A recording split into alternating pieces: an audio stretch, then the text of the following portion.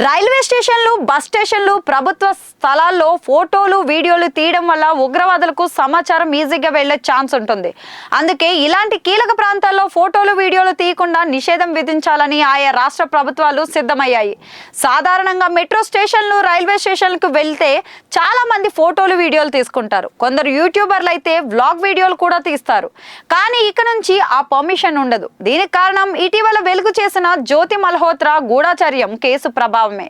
Railway స్టేషన్లు, bus స్టేషన్లకు, రక్షణకు సంబంధించిన ప్రదేశాలు, ప్రభుత్వ స్థలాల్లో ఫోటోలు, వీడియోలు తీయడం వల్ల ఉగ్రవాదులకు సమాచారం ఈజీగా వెళ్లే ఛాన్స్ ఉంటుంది.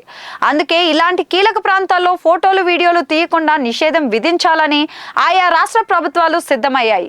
ఇప్పటికే ఉత్తరప్రదేశ్లోని రైల్వే స్టేషన్లో సెల్ఫీలు, ఫోటోలు, వీడియోలు తీయడంపై యోగి ప్రభుత్వం అయితే నిషేధం విధించింది.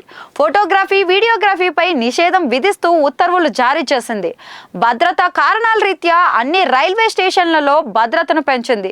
ఇదిలా ఉండగా పహల్గామ్ ఉగ్రదాడికి ముందు జ్యోతి మల్హోత్రా లాంటి యూట్యూబర్లు తీసిన వీడియోల వల్లే ఉగ్రవాదులు పకడ్బందీగా ప్లాన్ చేసి అటాక్ చేసినట్లు నిఘా వర్గాలు చెబుతున్నాయి.